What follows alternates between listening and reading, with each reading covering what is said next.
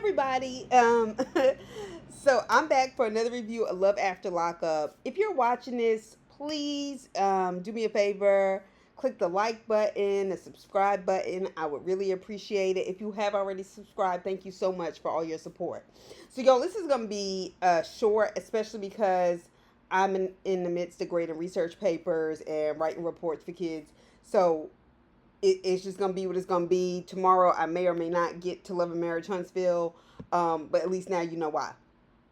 Okay, Love After Lockup, Rescue Me from the Castle, Season 5, Episode 29. This show never fails to be a fucking hot ass dumpster fucking fire. Anyway, so Ayanna and Jamal.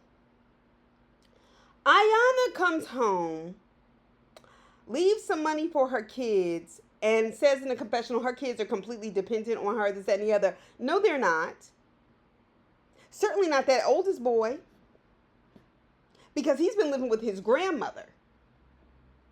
So quit fucking with us. Quit lying to us the way you lie to other people trying to act like you such a hard-working mother. Then after they get the baby ready, the grandma comes and takes her little daughter, okay? Because she was too busy rushing back and forth to jail. She starts, first of all, let me tell you, if there is one thing in this world I can't stand, well, two things, is one, abject, absolute selfishness in a human being. I can't stand it. I don't hang around people like that. I don't think it's funny. I can't laugh it off. I don't like it. The other one is ungratefulness and rudeness. That shit, the way she was talking to her mother, hurry up, See, and didn't I tell y'all? I said, I can tell. I said by how well put together her mother was. Her mother spoiled her. Just trying to do what was right, trying to make sure her kid was taken care of. And sometimes, no matter what you do, your kids can still end up in trouble. It's not an indictment on her mother. Then this girl says, oh, in jail, I can bring my own socks, my own shoes, my own makeup, this, and the other. And I was like, oh, this don't sound like real jail. This is real temporary, I guess. And her mother was basically like, I've never heard of a jail like this. Me either, but okay. She was like, but I didn't have time to get it together. No, bitch, you had time. You had time to process, to spend time with your kids when you was running around trying to meet Jamal's family, when you was running up there to the jail and get 5 minutes to see some sorry motherfucker you ain't even married to and ain't near father to any of your kids and was screwing your best friend. And you was probably screwing him when he was screwing your best friend. Anyway, so she goes in the stores, gets this stuff. Her mother, then she's rushing her mother, no, put your phone down. She was doing the same thing to that other girl who was in the car with her, who was nice enough to drive her dumb, silly ass around, who don't even think there's anything wrong with the fact that she was driving and high at the same goddamn time. Then they get to the jail, and the mama's like, okay, we're here. I hope you learned your lesson. That bitch had the nerve to look back and say, girl, bye. Let me tell you, you talking about bye? Yep, bye. This is the last time I'll be at the jail. I will not be here to pick your dumb black ass up. Let Jamal's punk sorry ass come and get you. She's so fucking stupid. Anyway, so Joey and Michael. Joey, you wasting your time. And I would love to sit here and say Michael's wasting his time too, but he's not. Michael ain't got nothing but time.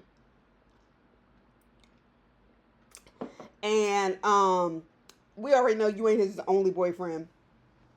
I can tell that stuff with your mother is affecting you, and it seems to be affecting you because I know what it is to have a parent with health issues. I understand, and it's scary, and it does make you refocus, and I'm glad in this case it is, because you were like, life's too short to be wasting your time with like stupid people or stupid things, whatever. And Michael is just somebody who spent most of his life in prison. He knows how to like finagle the system, this, that, and the other. Joey goes to visit his mother, and his mother is basically saying, I've tried this, I've tried that, this, that, and the other. I can always tell you a red flag for me.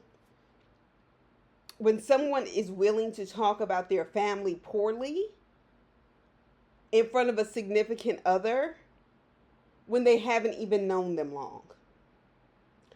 And I believe that his mother tried those things. I also think, I've tried not talking to him. I've tried not this.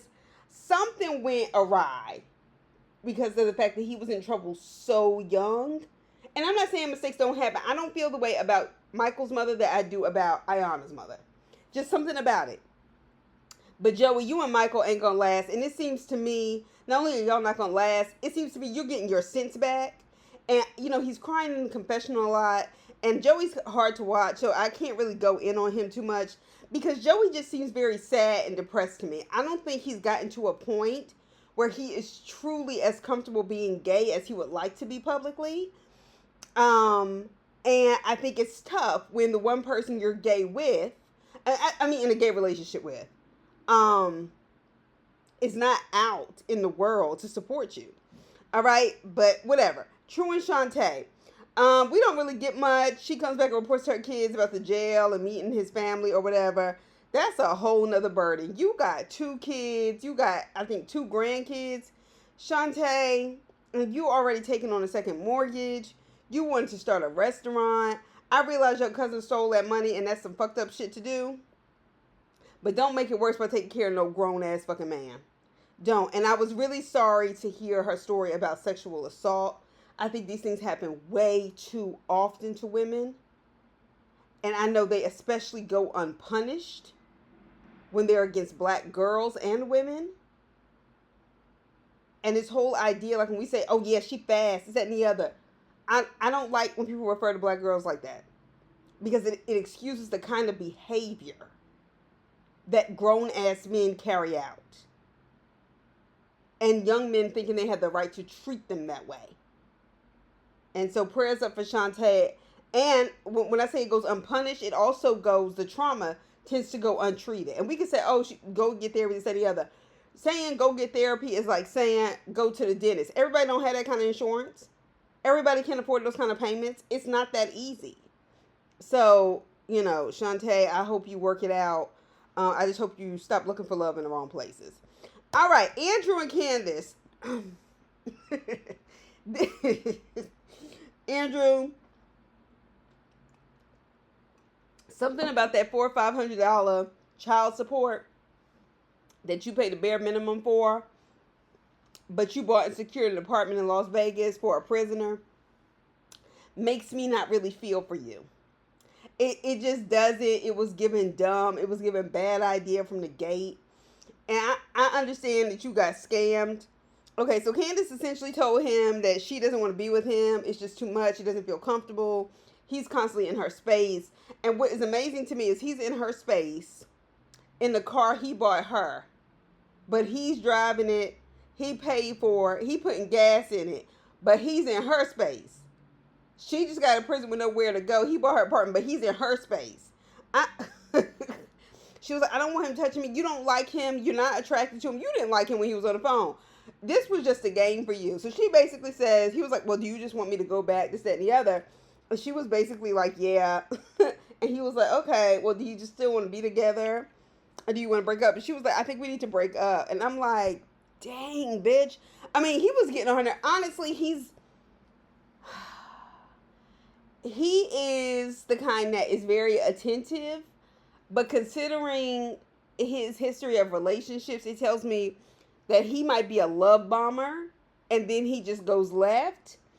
So I can't do it for Andrew. And then he asked her, he was like, yeah, if that's the reason why you're uncomfortable, then fine, we can break up. But I mean, are you breaking up with me because this was just kind of a scam? They showed her in the confessional, I guess after she saw that footage, and she started smiling. And she was like, it's not scamming if they want to do it. Like, I'll do whatever I have to do.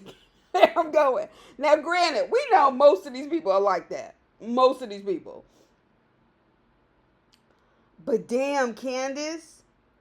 And he got you a job because you sitting down on this season. It's better than probably whatever job you get paid from. I'm like, she'd rather be at WellCare than to be fucking with him because he's all in her space. That has to be hella disappointing. I can't imagine looking at your bank account and that Latina lady tried to tell you before you even went out there about your financial decisions. But baby, I can't help you. So Rick and Samantha, Rick, I think, is best titled as my problematic favorite. Okay? Rick be doing a lot of fuck shit. The way all them women were on him at that high school reunion. Rick. The way Rick just admits, money is tight. Money is tight. Money's tight for everybody, except for the billionaires and the people who get to run the government and make money off of our taxes, while bread is fucking $18 a loaf. Anyway, when he was telling her, look, I don't have it, I had to take my time or whatever. And in true, ridiculous male fashion, in order to get her to stop complaining for the moment, you go and do something wild that don't make no fucking sense to prove to her you like her. So you fly up to Idaho with your broke ass and go to a pawn shop, get her a ring, and then marry her at the halfway house or whatever it is. And then you go back to Arizona and then don't talk to her for 2 weeks. I said, Rick, what the fuck? What the hell? No, I'm going to tell you why he ain't talking to her. He resents her now. And you don't have nobody to blame but yourself, Rick. That resentment is unfair. No, you regret spending all that money because now you back home and realizing, oh shit, I needed this fucking money. And I shouldn't have spent it flying up there, fool out lying around with Ricardo and shit. And then marrying this woman. And now I realize I have a wife on my hand and formalized paperwork. And then somebody calls. And it was Sandy. Sandy looks like her name. I think that's her name, Sandy. And she was like, yeah, it's probably one of your bitches or something like that. And he was like, well, actually, it is. Rick wants her to get so angry at him that she leaves him. Honestly, I think she's playing him anyway. I think she's just on some fuck shit. So, these people can kick rocks. But for some reason, I like Rick. I can't make sense out of it. Last.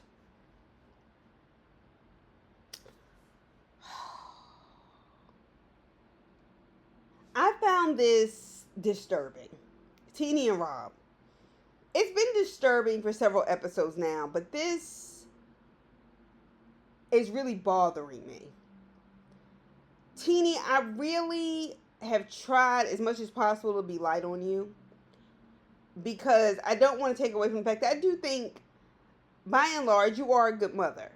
And I say that because your kids are well behaved, they seem smart, they seem well adjusted, they seem polite, and none of them belongs to Rob. But you have your kids calling this man daddy. This is not the first time I mentioned this, but it bothers me.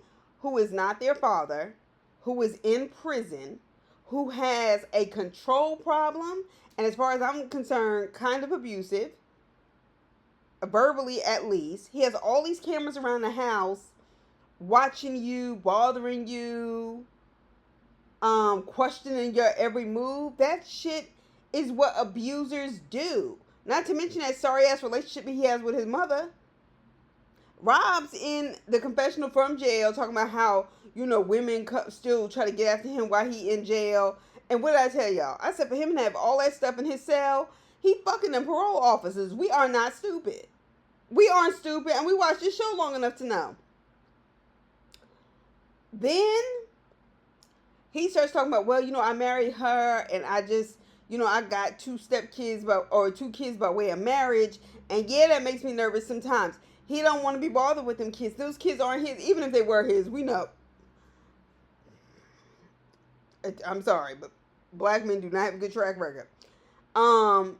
And he was like, yeah, that kind of bothers me, and I know temptation's going to be worse on the outside. Anybody been locked up half their life, to expect him to really come out and behave like a husband is bizarre.